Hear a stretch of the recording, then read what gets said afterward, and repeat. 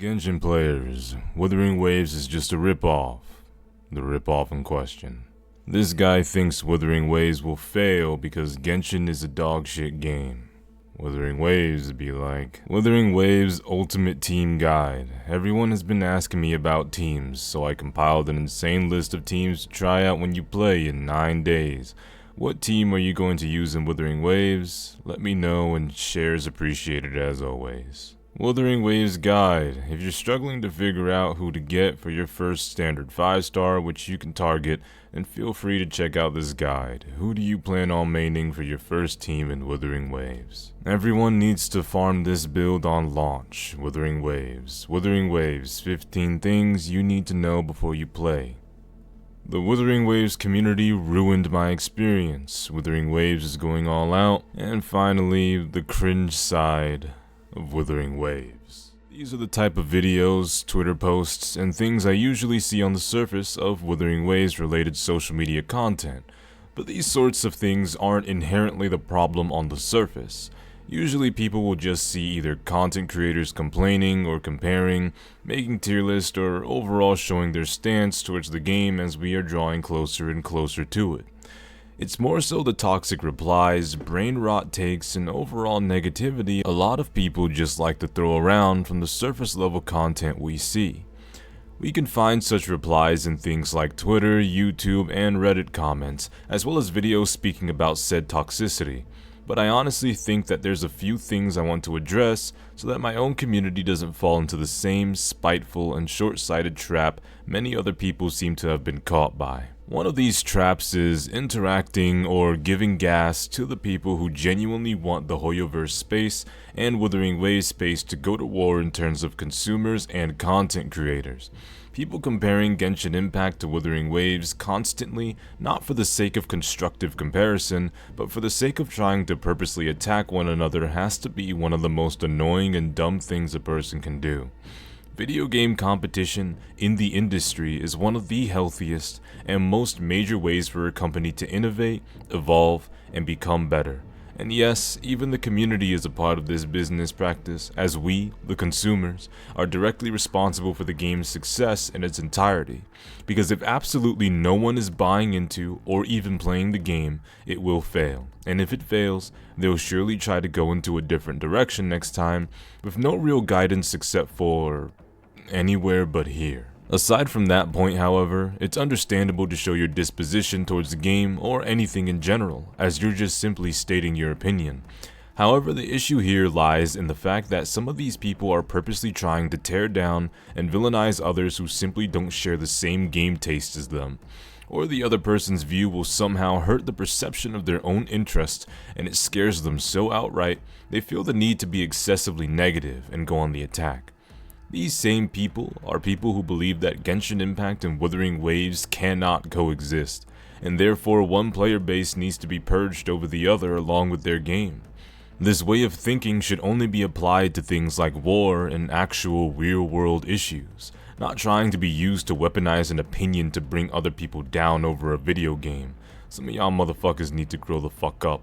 Clearly both games target different audiences. Don't complain about another road you don't like driving on because it's too narrow or too swervy. How about you just stay in your fucking lane if you don't feel like driving on the other road in the first place? The other trap is more so a two-sided coin, as I can understand how it can come across as annoying personally, but I don't think it's inherently wrong or toxic depending on how it's represented. I've seen people use the argument against tier lists that the game isn't out yet, and that the CB2 is a separate build from our final product. I've seen it brought up many times in Twitter comments and YouTube comments, and while that is true, I believe these tier lists aren't inherently harmful for as long as it's presented as, this is what the tier list is during our CBT2 experience. This list is subject to change, but should overall still hold as a good guidance for when the game drops. This is the proper way to present an old gen/old build tier list, as the information can still be valuable even after the game releases. While tier lists aren't my thing, as I am a feelings over meta individual, I am very aware that some people like to play these games to just simply win the game as easy as possible, or even creative as possible. Some of you motherfuckers think that the CBT2 and the final build of the game is going to be so drastically different that it will be like a complete night and day turnaround, with absolutely every single thing down to elements and all of the bosses being different. Y'all already know that won't be the case. Some of you just feel like you want to voice these opinions because your voice isn't being heard at all. And I can understand being frustrated, but you shouldn't be so short fucking sighted.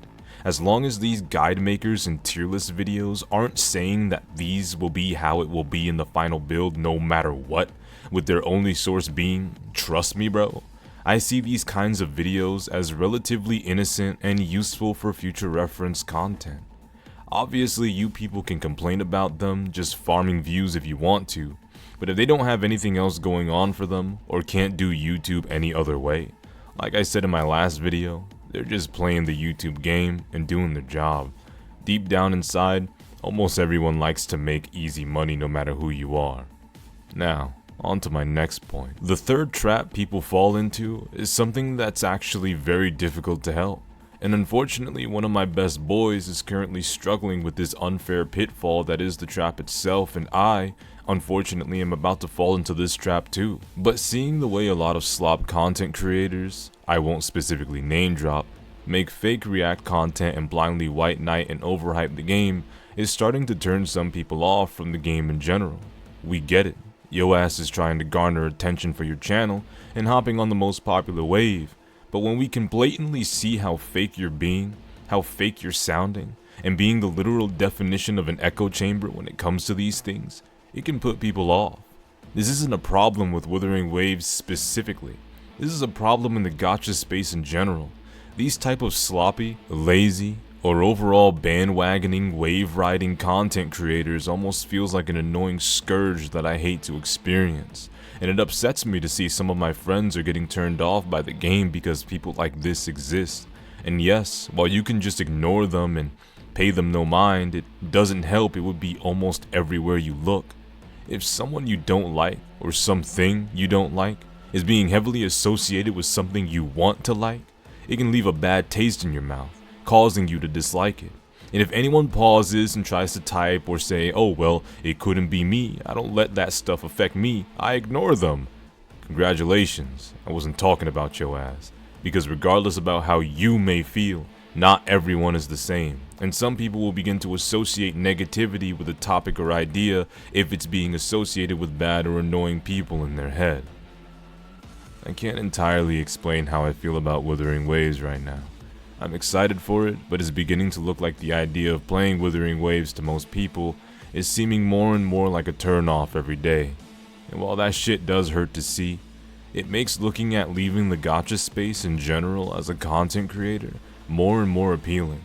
There's other games I like playing, and would love to make videos on something else too, but someone's gotta keep it real around here, right?